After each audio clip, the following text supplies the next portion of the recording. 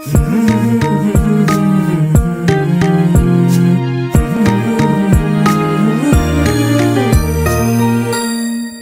दो परिंदों को अभी शोक हवा में, उड़ने दो परिंदों को अभी शोक हवा में, फिर लौट के बचपन के ज़माने नहीं आते।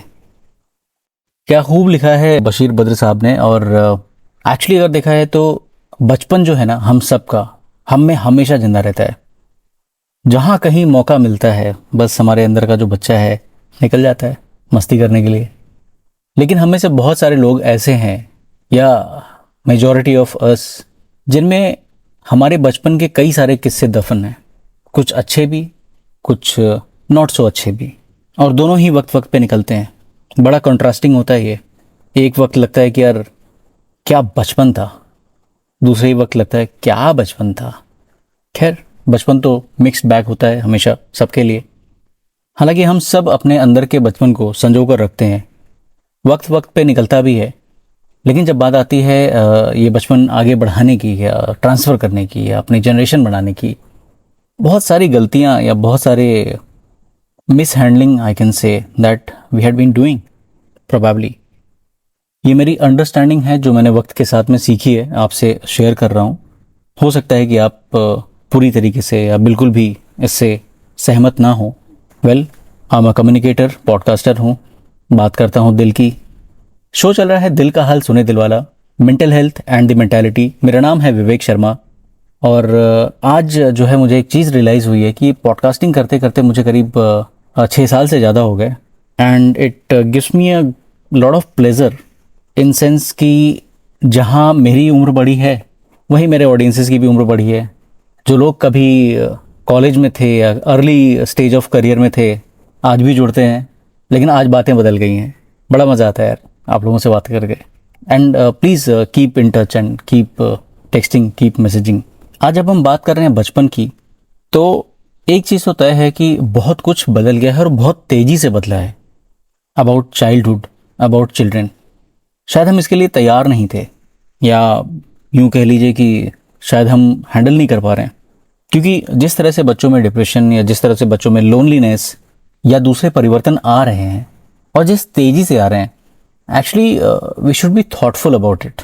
आज उसी पर्सपेक्टिव के बारे में बात करते हैं। अच्छा, अगर आप 40 से 50 की उम्र के हैं तो यकीन जानिए कि ये जो जनरेशन है ना, ये आज के ज़माने के बाद, मतलब ये ना ह्यूमन काइंड में आखिरी ऐसी जनरेशन है जो इतनी इंटरेस्टिंग है। वो क्यों? ज़रा रिवाइंड करते हैं, बचपन में चलते हैं। हमने ब्लैक एंड वाइट टीवी देखा है, हमने ब्लैक एंड वाइट फिल्म देखी है, हमने रंगीन टीवी देखा, कलर टीवी। और जो लोग हम्बल बैकग्राउंड से आते हैं, क्रूड लैंग्वेज में उसको गरीब बोलते हैं, मेरे जैसे लोग, हमने टीवी पे जब रंगीन नहीं हो पाती, रंगीन टीवी तो बहुत देर से आई हमारे घर, लेकिन उसके पहले ना ट्राई कलर में शीशा आता था, वो प्लास्टिक का, वो लगा के हमको लगता था यार मज़ा आ गया, रंगीन टीवी देख रहे हैं। हमने केबल देखा है, हमने डिश देखी है, हमने एंटरटेनमेंट देखा है, हमने पॉडकास्ट देखा है, हमने यूट्यूब देखा है, हमने फेसबुक देखा है। दूसरे रिकॉर्डिंग रूम से ज़्यादा बोल रहे हैं, हमने शक्तिमान भी देखा है। हाँ सही बात है, हमने शक्तिमान भी देखा है। शक्तिमान की हमने सोना आंटी भी देखी है, सोनपरी, अल्तू अंकल भी देखे हैं, डोरेमोन देखा है, सिंचन देखा है, और आज क्या क्या नहीं देख रहे हम। और इसी बीच में हमने एक अनोखी चीज़ देखी है, लॉकडाउन, संपूर्ण विश्व का लॉकडाउन। मतलब हमारी जैसी अनोखी जनरेशन हो नहीं सकती है जिसने इतना बड़ा परिवर्तन देखा है। और ये हर सेंस में है, चाहे वो साइंस की बात करें, टेक की बात करें, या रिश्तों की बात करें। Because I talk of mental health, बहुत सारे लोग बात करते हैं, एंड जब भी वो परेशान होते हैं, आई एम ग्लैड दैट वो इस काबिल मुझे समझते हैं कि अपनी बातें शेयर करते हैं, मुझसे बात करते हैं। Of late I am seeing that lot of parents, young parents are very very concerned about children, their own children. कोई पढ़ाई को लेकर, कोई अपने बीच बढ़ते फासले को लेकर, किसी न किसी चीज़ को लेकर। और एक ठीक ठाक तबका है उन लोगों का जिन्होंने अपने बच्चों को, टीनेजर्स को खो दिया है बिकॉज ऑफ सुसाइड। इसलिए टॉपिक जो है ना बड़ा महत्वपूर्ण है, बहुत संजीदा है, और हमको इसके बारे में बात करनी चाहिए। प्रॉब्लम क्या होती है कि हम जो भी चीज़ थोड़ी कॉम्प्लिकेटेड होती है, कॉम्प्लेक्स होती है ना, हम उस पर बात नहीं करना चाहते हैं। हम वो वाली बिल्ली बन जाते हैं जो हमको लगता है कि आंख बंद करके दूध पी लो, कोई नहीं देख रहा है। लेकिन इन चीज़ों के रिपरकशंस ना बहुत ख़राब हैं। देखिए रीजंस जो है बहुत कुछ हो सकते हैं और बहुत कुछ होंगे, क्योंकि हर आदमी यूनिक है, हर परिवार यूनिक है, सबके अपने चैलेंजेस हैं, सबके अपने अपॉर्चुनिटीज़ हैं, सबके अपने राइडर्स हैं। किसी को कुछ मिला है, किसी को कुछ नहीं मिला है, तो कई सारी चीज़ों में तो हम कुछ कर नहीं सकते हैं। अगर आप 40+ वाली जनरेशन के हैं या 35+ वाली जनरेशन के हैं, आपने सुना है अपने बचपन में कभी आपने, आपके कजिन ने या आपके घर में किसी बच्चे ने बोला कि I am feeling depressed, I am feeling lonely? कभी नहीं सुना है। ये शब्द ही नहीं आते थे हमें, ये भाषा ही नहीं थी हमारी। और कभी जब हम मुंह लटका के बैठ जाते थे तो घर इतना बड़ा होता था, परिवार इतना बड़ा होता था, कोई ना कोई आके जो है थपकी दे के बोलता था चल समोसे खा के आते हैं, कोल्ड ड्रिंक पी के आते हैं, बस मूड बन गया। लेकिन आज सारी की सारी चीज़ें हमारे फिंगर टिप पे अवेलेबल हैं। अगर मैं लेट 80s 90s की बात करूं तो कोल्ड ड्रिंक या जो भी है, I would not like to name the brand, but cold drink पीना, सॉफ्ट ड्रिंक पीना was like a fashion. It was like you have to be big to avail that, और you have to be privilege to avail that. It was यदा कदा की बातें होती थी। आज छोटे बच्चे जब बर्थडे पार्टी में जाते हैं तो पिज़्ज़ा बर्गर बढ़ते हैं, कोल्ड ड्रिंक बढ़ती है। गलत नहीं है पूरी तरह से, लेकिन ये जो चीज़ें हैं ये हमारे जीवन का, हमारी संस्कृति का हिस्सा बनते चले जा रहे हैं। पहले हम पिज़्ज़ा तब खाते थे जब कुछ ओकेशन होता था, जब कोई बड़ी महत्वपूर्ण चीज़ होती थी। आज यार मन कर रहा है, टिप टिप टिप टिप टक, पेमेंट किया, ये करो वो करो, आ गया घर पे। We are not even going to buy it, and this is causing a sense of instant gratification. सिर्फ हमें नहीं, हमारे बच्चों में भी। हमें शायद थोड़ा सा कम हो क्योंकि हमने एक दूसरा फेज भी देखा हुआ है, लेकिन हमारे बच्चों में बिल्कुल है। They are not able to comprehend the value of things. हमारे टाइम पे हमेशा जो है कंडीशन होती थी, और वो कंडीशन अक्सर जो है किसी न किसी अचीवमेंट को लेकर जुड़ी होती थी। जब भी कोई चीज़ आपको मिलनी होती थी या मांगी जाती थी या देनी होती थी, तुम हाई स्कूल में इतने नंबर लाओगे तो तुमको ये मिलेगा, तुम इंटर में ये करोगे तो तुमको ये मिलेगा, तुम्हारा ये क्रैक हो जाएगा तो ये मिलेगा। But today it doesn't matter, क्योंकि आज बहुत लेवल तक हमारी मानसिकता ऐसी हो गई कि हमने जो करीबी बोलिए या अभाव देखा है, या हमने जो डिप्राइवमेंट देखा है, वो हम अपने बच्चों को नहीं होने देंगे। हमने चीज़ों के अभाव में ज़िंदगी गुजारी, हम नहीं चाहते कि हमारे बच्चों को उस तरह से जीना पड़े। लेकिन इसके चक्कर में ना बहुत बड़ा परिवर्तन आ चुका है, एंड शायद एक बड़ी वजह है कि लोग और youth rather they are not producing more than one child. हमें लगता है कि बच्चा एक ही रहेगा, लेकिन उसके लिए तो सब कुछ करेंगे, सबसे अच्छे स्कूल में भेजेंगे, सबसे अच्छी किताबें देंगे, सबसे अच्छी गाड़ी देंगे, सबसे अच्छा ही करेंगे। You have seen of let the drunk driving and these kind of cases that, एक पुणे में हुआ था, एक अभी गुजरात में कहीं हुआ था, और ऐसे मतलब और सबसे पहला जो मैंने सबसे बड़ा केस देखा था, it was in I think 2011-12 की बात है। मरीन ड्राइव से जो है एक लड़की अपेरेंटली 19-20 के आसपास की, she hit policeman and they were killed, drunk driving case. और ऐसे अनगिनत केसेस सामने आ चुके हैं और आते ही जा रहे हैं। शायद पता नहीं कि कहाँ उसका रिडक्शन जो है वो चालू होगा उस नंबर में। ये एक एस्पेक्ट है। इसके अलावा there are lot of addictions, vaping, drugs, what not. एक तरफ इंटरनेट ने हमारी दुनिया खोल दी है, मतलब हमारे पास अपॉर्चुनिटीज़ इतनी हैं कि आज अगर कोई बोले कि मैं कुछ नहीं कर पा रहा हूँ, तो इसका मतलब ये है कि शायद तुम में वो एटीट्यूड नहीं है करने का। लेकिन दूसरी तरफ ये भी एक सच्चाई है कि ये जो सस्ता डोपामीन है, रील्स एंड ऑल, इसने इतना जकड़ के रखा है लोगों को कि वो सोच ही नहीं पा रहे हैं कि सोचना कैसे है। आज किसी इन्फ्लुएंसर को देखा तो उसकी बातें सुनने में लग गए, कल किसी और को देखा तो उसकी बातें सुनने में लग गए। अपने डिसीजन मेकिंग ही हम नहीं कर पाते हैं। बहुत बदलाव आ गया है। जब हम छोटे हुआ करते थे तो हमारे या तो कजिन्स, फैमिली वगैरह सब साथ में रहते थे, या तो हम कॉलोनीज़ में रहते थे और ऐसी जगह पे रहते थे कि जहाँ पे आसपास के बच्चों के साथ हम खेलते थे, उठते बैठते थे, बड़े होते थे। वो एक समय होता था जब कोई भी बच्चा मोहल्ले का कहीं भी चला जाए सेफ होता था। बाय एंड लार्ज वो वहीं खाना भी खा रहा है, वहीं सो भी रहा है। आज इतना सिक्लूजन आ गया है, इतना अलगाववाद आ गया है कि हम ये भी नहीं जानते कि हमारे नेबरहुड में क्या चल रहा है, हमारे पड़ोसी कौन हैं, कैसे दिखते हैं, कई बार कहाँ हैं, क्या करते हैं, हमारी बिल्डिंग में कितने लोग रहते हैं। बहुत मुश्किल है शहरों में, स्पेशली छोटे शहरों में अभी भी शायद वो कल्चर थोड़ा बहुत बाकी है। विकसित देशों के बच्चे जहाँ आध्यात्म की तरफ जा रहे हैं, हम उल्टा रैप की तरफ जा रहे हैं। मैं यहाँ पे संस्कृति का ज्ञान देने नहीं आया हूँ, लेकिन उन चीज़ों के बारे में बात करना ज़रूरी है जो हमारी जनरेशन को अफेक्ट कर रहे हैं, शायद नेगेटिवली। अगर ऐसा नहीं होता तो ये जो डिप्रेशन के केसेस इतने बढ़ते चले जा रहे हैं टीनेजर्स में, सुसाइड के केसेस इतने बढ़ते चले जा रहे हैं, कहीं तो कुछ गलत कर रहे हैं हम। तो हम करें क्या?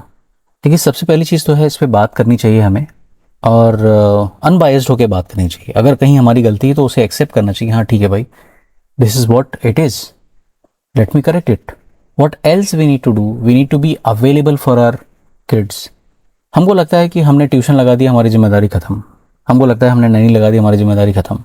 आज स्पेशली अगर हम बड़े शहरों की बात करें तो बड़े शहरों में पेरेंट्स कैसे हो गए, जैसे घरों में यूजुअली जो पेट होता था ना, वो घर में पड़ा हुआ है, हम बाहर से आए, थोड़ी देर खेल लिया, उसको कुछ खाना वाना खिला दिया, उसके बाद फिर अपने काम में लग गए। फिर अगले दिन जाने के टाइम पे उसको बाय बोलेंगे, थोड़ा हग वग कर लेंगे, किसी विसी कर लेंगे, फिर अपने काम में।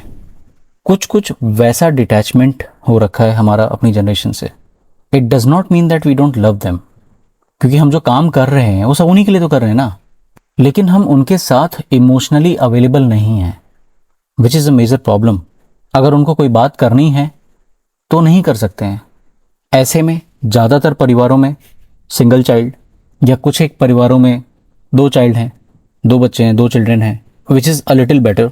कम से कम सिबलिंग्स में जो है ये एक इमोशनल अवेलेबिलिटी रहती है कि हाँ चलो ठीक है, मैं डैडी से मम्मा से बात नहीं कर पा रहा हूँ तो मैं दादा से या दीदी से बात कर लेता हूँ। और जब घर में बच्चे ज़्यादा होते हैं ना, तो ऑटोमेटिकली हमें ऐसा लगता है कि अरे नहीं यार, मैनेज नहीं कर पाएंगे, अफोर्ड नहीं कर पाएंगे, पता नहीं। लेकिन मुझे लगता है कि अब मैं अपने एक्सपीरियंस से बोल रहा हूँ, like I was a single child parent a decade back, now I got 3 kids, and I can feel the difference, I can see the difference. It's huge, humongous. The atmosphere in home then and the atmosphere today is very different, and today we are more productive. So having more kid is better in any sense or every sense. At least when you are not there, kids are having somebody emotionally available to them.